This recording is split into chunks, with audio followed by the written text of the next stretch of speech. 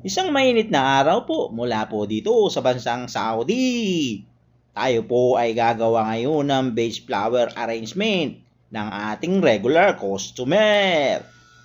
Naglagay na po tayo ng pebbles sa baba at nilagyan po natin siya ng Casablancang isang piraso at nilagyan po natin ng kalahating tubig.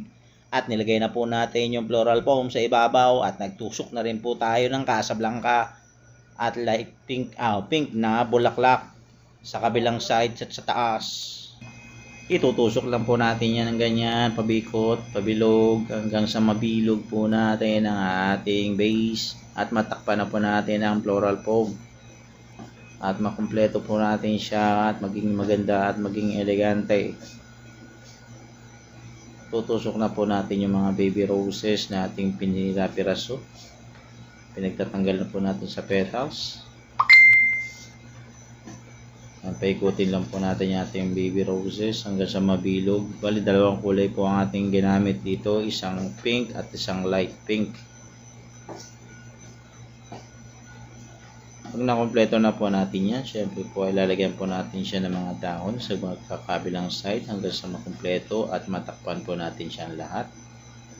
Pagkatapos po natin takpan lahat ng ating mga design na dahon, ay magiging maganda na po siyang kalalabasan.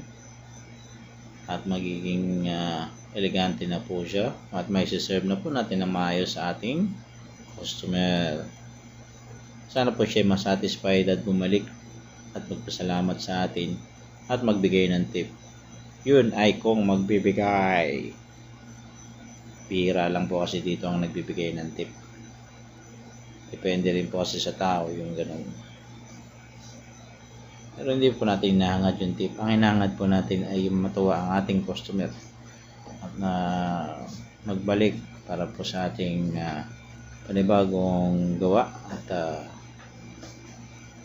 panibagong idea na gagawin para sa ating okay.